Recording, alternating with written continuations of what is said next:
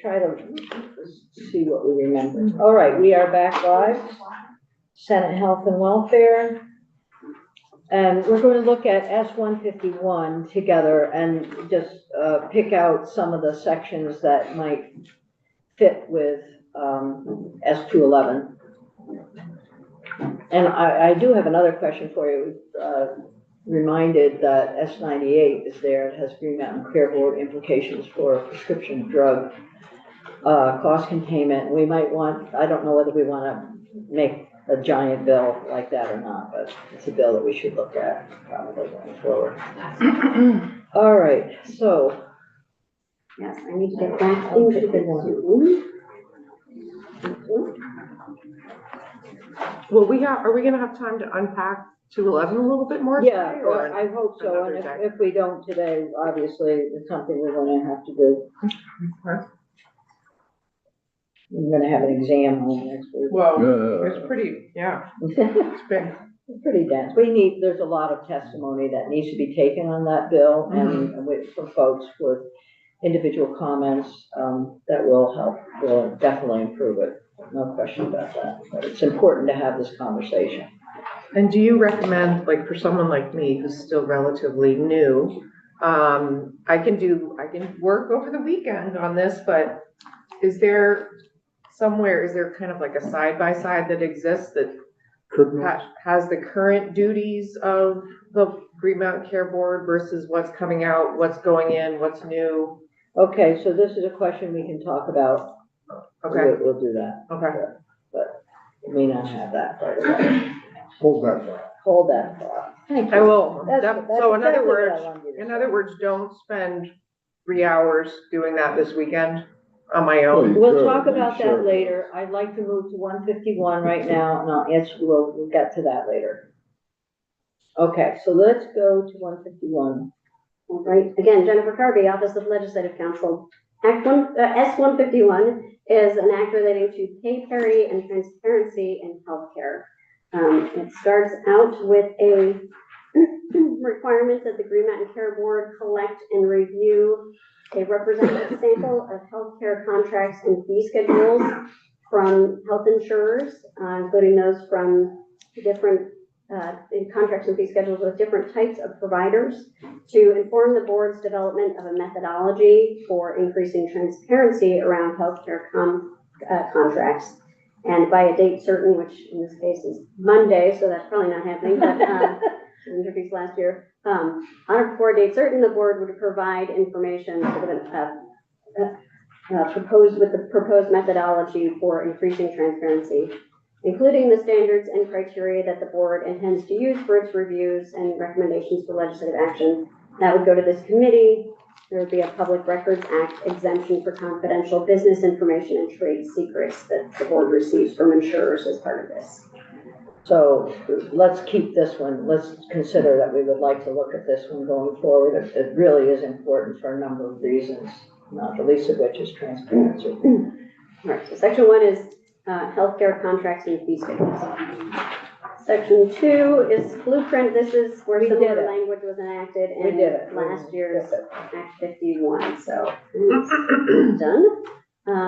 Section. Can I just ask, what are we doing? We're going through, we haven't had any testimony on any of this. No, We're we haven't, deciding- but we have already done some things. No, I know that, but I mean, what are we doing overall with this bill right now? We're going to pick up some things that we'd like to have testimony on and considered in conjunction with S-211, because they go together.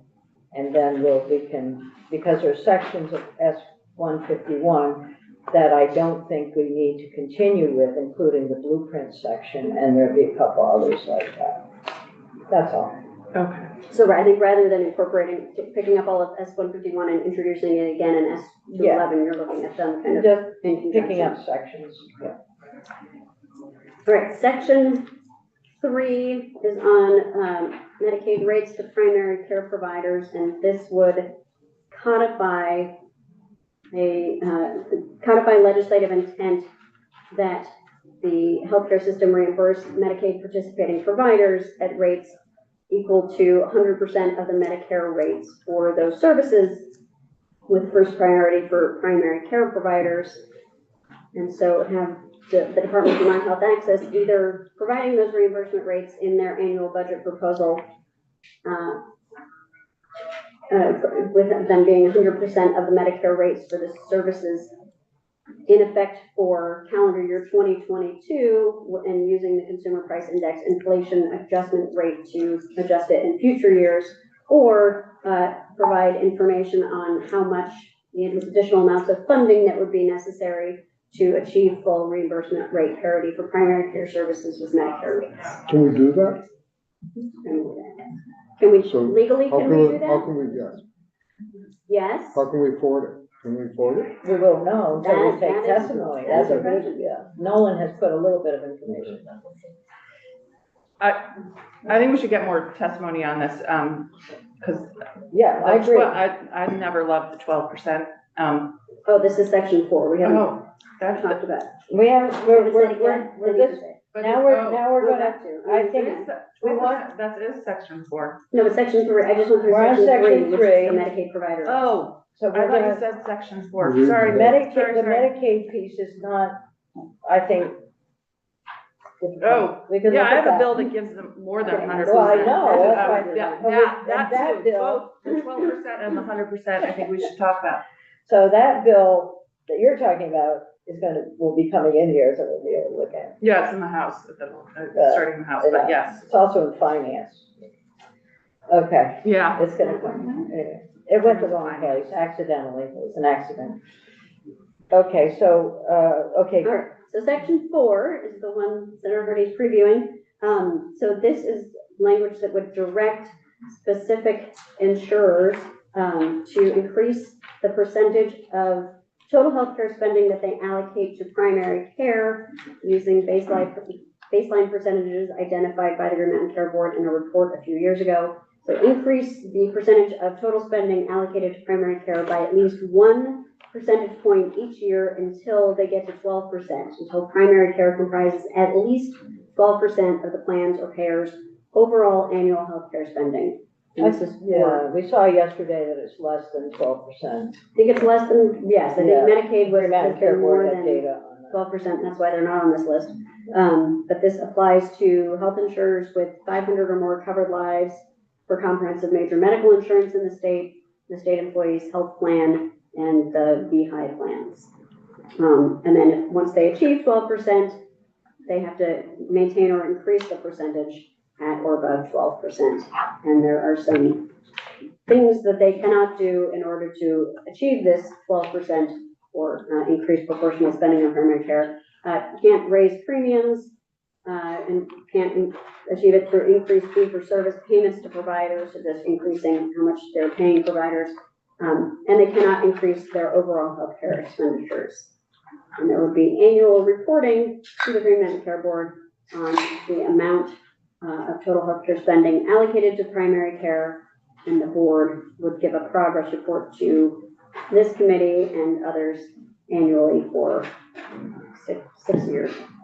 So that actually is, and how that's going. So. Are we good with that? This is, What was your this comment? is your opportunity to Go ahead. raise the 12%. Yeah, the 12% is based on some study that's now many years Yeah, it's old. 100 years In a old. different state. It's, I think if we're gonna do this, we should just round up to 15% at least, but, I think this is worth talking about. Yeah, But okay, I well, think- so we'll put it in, and then we'll highlight that one, and say we'd like it higher, and then we'll listen to testimony. Yeah, and the previous section, and again, the 100%, maybe should be 125%. Boy, Okay. we can do that. All right, then section 5 is workers' comp. And this is a specific requirement that the Commissioner of Labor update the schedule of fees and rates that they pay for, Oh, yeah, that they pay for care needed as a result of a workers' compensation incident on a consistent basis and not less than biennially. Is this not happening?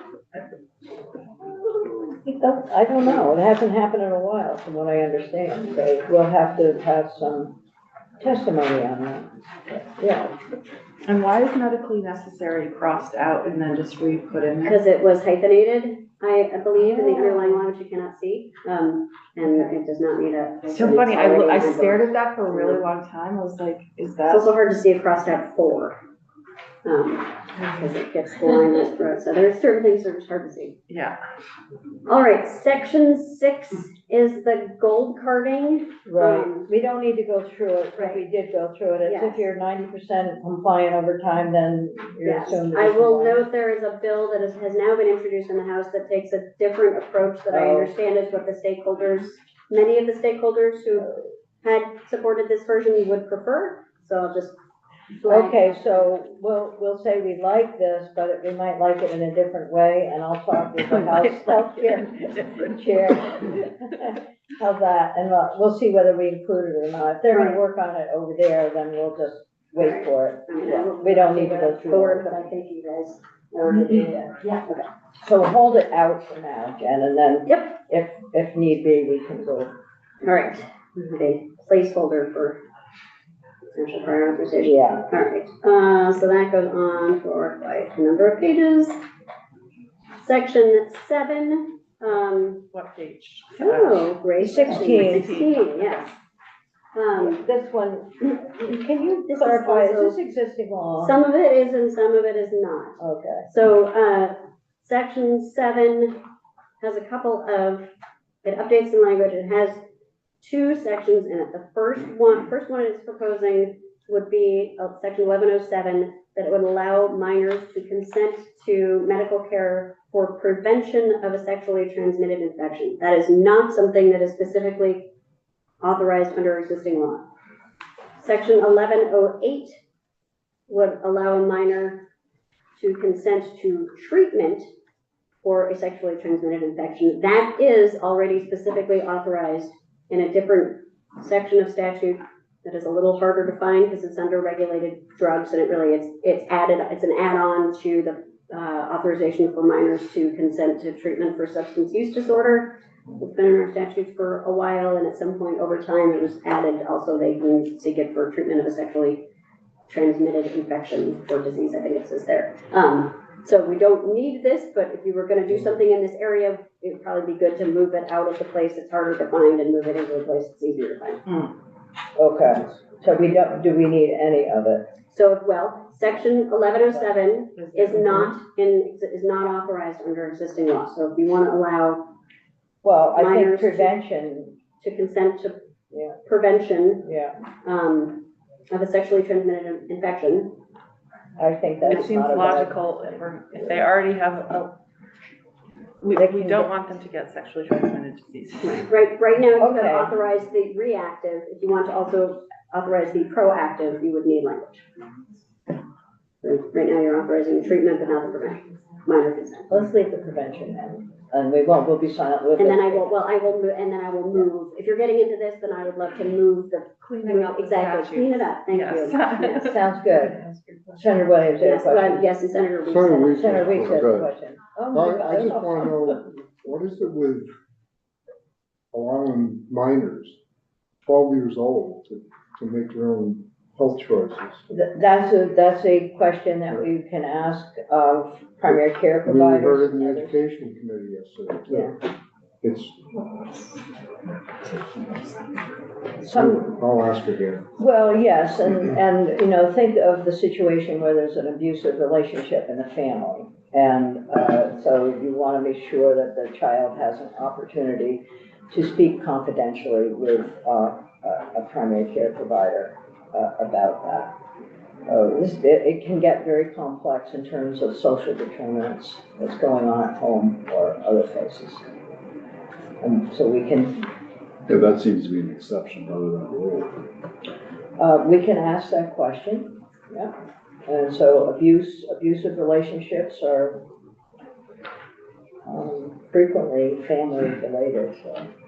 So why don't we try and get the child out of the abusive relationship?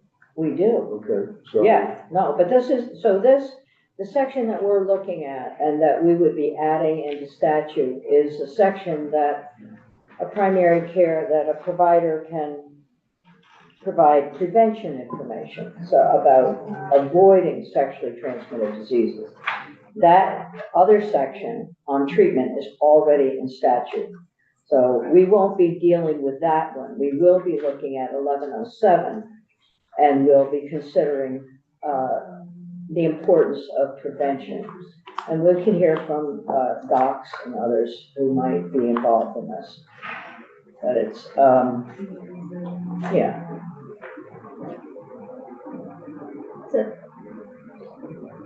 Or Weeks, did you have a question? No. Not yet. All right, section 8 is a conforming revision section. I may try to just do this. I can't imagine we still use the phrase venereal disease in a lot of statutes. But it Oh, was we corrected. really want to do that? Okay.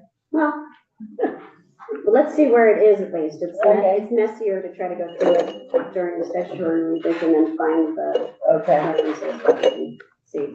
At a minimum, we want to get rid of the section 1 reference because that's inaccurate.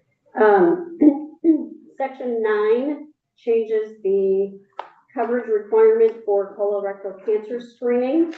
Currently, the requirement is that insurers provide coverage for colorectal cancer screening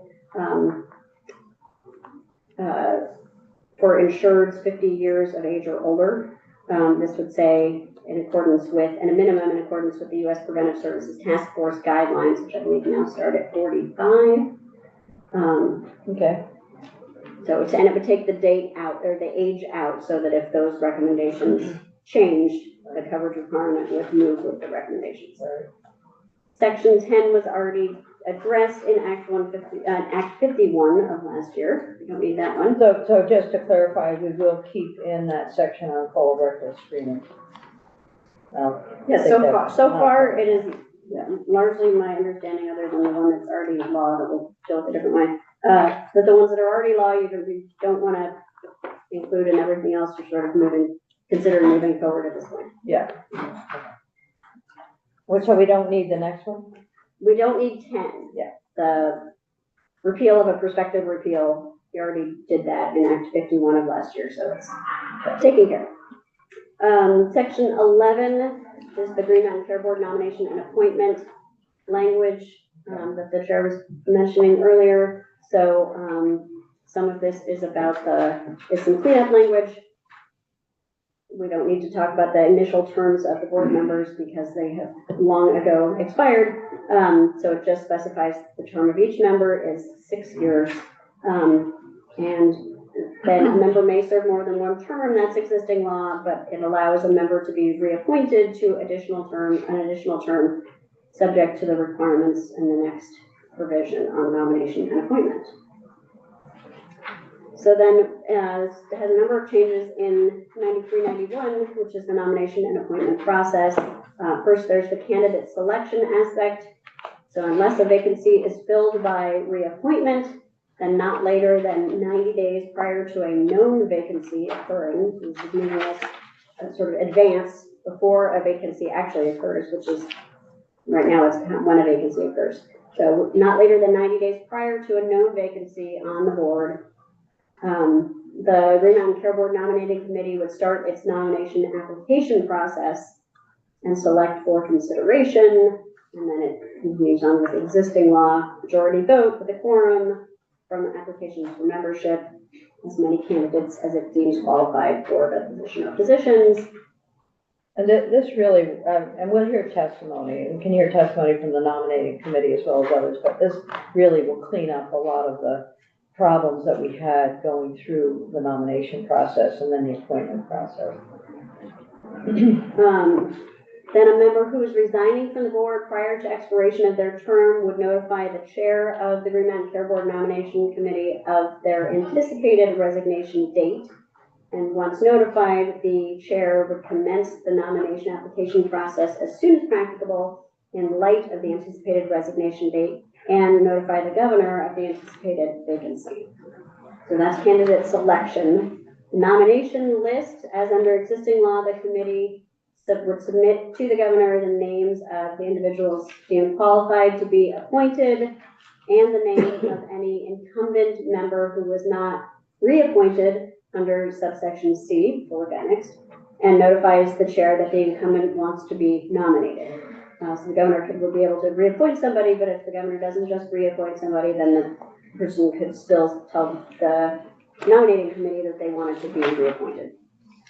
An incumbent shall not be required to submit an application for nomination and appointment to the committee. So they're already deemed qualified because they were vetted and found qualified earlier.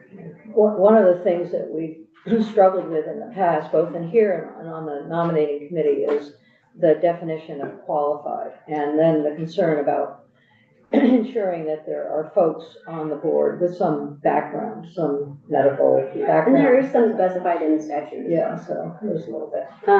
So reappointment, to be considered for reappointment to the board, a board member whose term is expiring has to notify the governor not later than 120 days prior to their term expiration date that they are seeking reappointment. And if the board member is not reappointed by the governor on or before 30 days after notifying the governor, so 90 days before the end of their term date, the member's term will end on the expiration date of their current term unless they are nominated by the nominating committee as provided in subsection B, and then they get appointed or as otherwise provided by law. A board member's reappointment is subject to the consent of the Senate, which is also required for initial appointments. Unless the governor reappointed a board member pursuant to subsection C, the governor will make the appointment from the list of candidates submitted, and it specifies a time not later than 45 days after receipt of the candidate list. And again, appointment is subject to the consent of the Senate, and most other things about the process are confidential. Then we get to regulation insurance rates and hospital budgets. So these are some changes in the health insurance rate review section.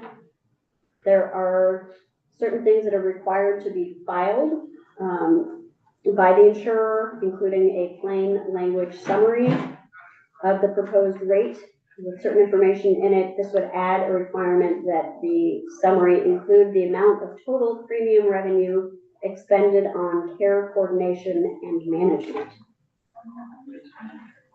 That's a big part of 167. So this provides some consistency to that. Section 13 amends a statute on some annual reporting that is required of the insurers. Insurers with a minimum of 2,000 Vermont lives, so our larger insurers for health. And this would add that they have to also report or provide their risk-based capital reports, which I believe we heard last time is their solvency and health of their reserves. Is this correctly right? Good, thank you. And I think Nolan sent you an issue brief. He did. He sent us the risk-based capital. Section 14 deals with the Green Mountain Care Board's hospital budget review. So we would need to harmonize this at least with what is in S211 if you were going to do. Why don't we do that? Why don't we try and see how they do? Okay. I mean, I think it's pretty consistent. Yes, I think it's the dates, for example, and here are specified the current dates. If you're moving the dates up, we need to make those changes. But this requires the board to establish a budget for each hospital that meets the acceptable range of comparison to the national, regional, or in-state peer group norms set forth in the indicators, ratios, and statistics pre-established by the board as required in the existing provision, and is affordable, promotes quality care, promotes access to health care, protects solvency, and is not unjust, unfair, inequitable, misleading, or contrary to the laws of this state. And that last list comes out, out of the health insurance review statute. Section 15 amends, and again, crosses out some of the same things that are crossed out in S211. The purpose of the Green Mountain Care Do we Board need statute. this? No. No, This is, yeah, this so is we can included skip in it. 211. Yeah. Make a note of that. So, well, I'll wait for Jen to finish. but- 11. And then the section 16 is also in S211. Skip that. This is voluntary followed by non-voluntary insurer participation in multi-payer alternative payment models. And then everything would take effect on a date certain, except there would be perhaps a delay for the gold rate. Okay. So those things that we went through, I didn't hear too much, so we'll put it in and then we'll put them in particular that I like, the nominating process, I think is important. Senator Harvey. So I was gonna ask if we could wait to add these to that other bill, because the other bill is already complex and miscellaneous enough that I'd really rather go through that bill separately and keep these on hold perhaps to see if we want to put them in there, because I think it's just gonna get super confusing, because and I'm hoping that a vast majority of this bill we don't go forward with. So I think it would be easier to wait until Okay, we've so, taken testimony well, here's on my this. thinking on that. I know, I hear you. I do understand what you're saying. When we bring folks in to testify, I think we'll add people in. We're going to hear from Green Mountain Care Board. We're going to hear from hospitals. We're going to hear from insurers. And so some of these things are related with 211. And some of the language is overlapping. So we'll ask for them to make comments on that. It doesn't mean that we can ask them to do it all at once, but I'd like to have it together. So the folks who are testifying know it's there. And it won't, I think it'll be fine. We'll see how it goes. We'll try and structure it so it isn't totally confusing to us.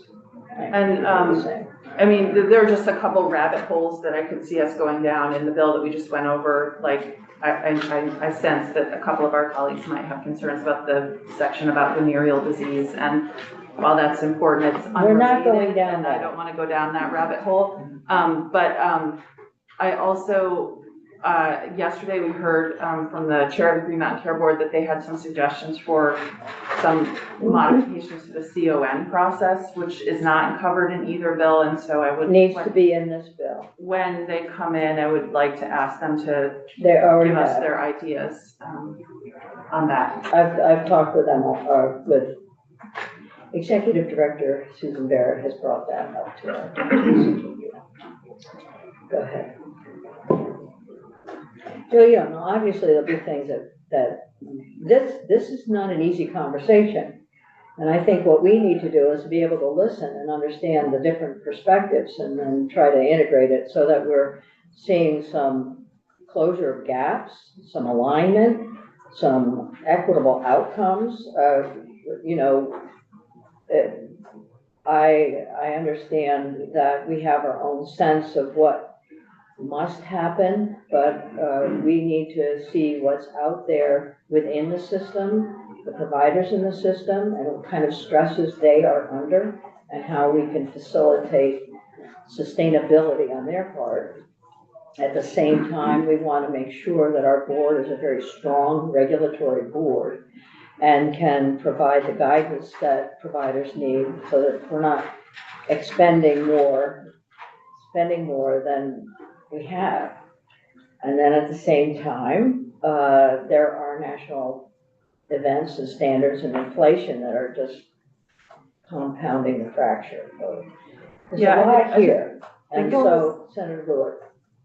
So in a place where healthcare is largely part of the free market and is largely for profit, it seems to me that a strong regulatory body that has oversight and can challenge the system is really, really important. And this is, to me, is kind of an existential bill. Like, we are calling into question, maybe not the existence of the board, but a large part of the board. And so I would just recommend we go very slowly.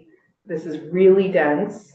I'm approaching it with an open mind, but it does give me pause at this moment. I'm feeling There's a lot a going lot on. of feelings. Yeah, there's a Yeah. lot going on, and, when you start talking about the reality of competition, and there is competition, and so, once you have competition, you also tend to lose transparency.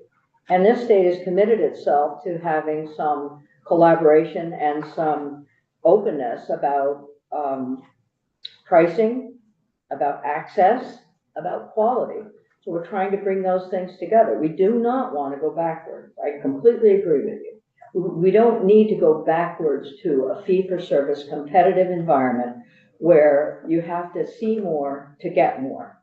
And because what does that open up?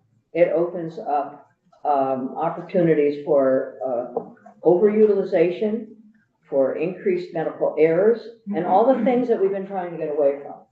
But now we've seen ourselves in an environment that doesn't fit. Things aren't fitting together right now. So this is a conversation about trying to bring things together. And Act 167 is a good step in that direction. And we're gonna also, we'll look at what we have here in these two bills and try and take some steps forward. Not all of it's gonna go forward, I know that, but we'll see how it goes. I hear all that, Madam Chair, and I don't see what you're saying actually in the bill. And We can talk about It seems to me that. that this is a bill that would defang our regulatory system in a way that would increase costs, Okay, and let's, increase inequities in our system. And after we went through, we finally have a Green Mountain Care Board that is actually acting in an effective manner and doing its job well. And the first thing out of the gate is a bill that would take away. so I will disagree with you on that, and as we go forward, we'll take testimony, and then we'll see how we can make improvements to the bill. The Green Mountain Care Board is one piece of the equation. It needs to be a strong regulatory board, no question about it. But we also have providers who are struggling, and the in the red hospitals are struggling. And we need to ensure that we have some equitable reimbursement and equitable budget setting so that the little guys, the Springfields, the Copleys, the Giffords, can survive. We're now in the red. So there's a lot going on. We also are looking at some collaborative work between our public and private insurers, which is AHS, and then our private insurance. So there's a lot here. We'll thank you, Jen. You're finished. Talk later. Okay, so yeah, no, there's a lot here. I don't disagree with you. And we all walk into some of these things with some preconceptions about what's really happening. So what I would like us to do is to listen and see and hear what comes from our witnesses. This is a really important conversation for us to have. So I ask that you stay as dispassionate and objective as possible going forward, and we'll try to make sure that what we're doing doesn't take us backwards. We want to go take steps forward.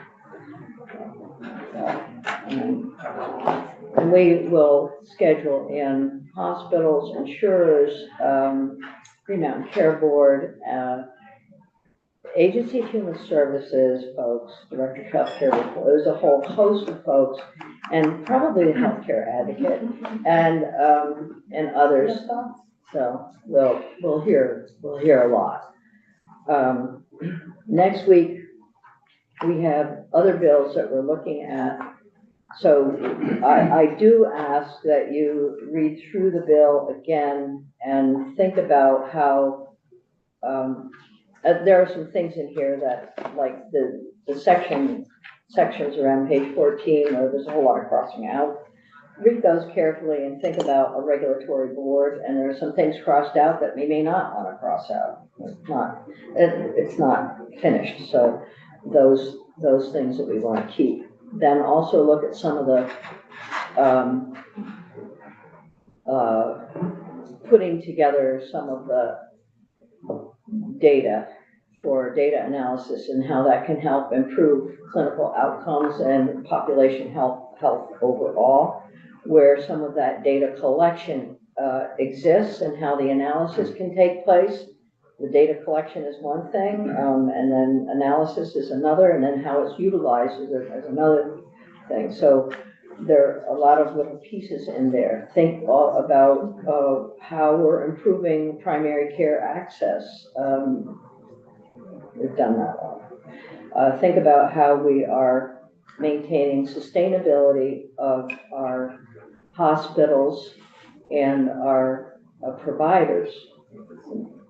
And we've already seen some transition of workforce to the Agency of Human Services as a workforce person in the agency. So that little piece that leaves the board might help the board do other things like global budgeting, or perhaps pharmaceutical management, cost of prescription drugs. So, we might be taking some things away and moving things around, but at the same time, we might be reconsidering how to have a stronger regulatory board for the whole breadth of healthcare that we have in the state, and how to balance the public and private payment system that is so imbalanced. So those are some of the things that we can think about going through the bill. But I am thinking that I would be great if we could go through 211 one more time, but I know that Jen isn't here. I'm not going to do that. And I think what we'll do is you have an hour of extra time this week, and so I'll pick that up another time, but let's see. I don't think it's an hour. We're on the floor at in 25 minutes. 11:30. Oh, Yeah. Ned, thank you. Right. Okay.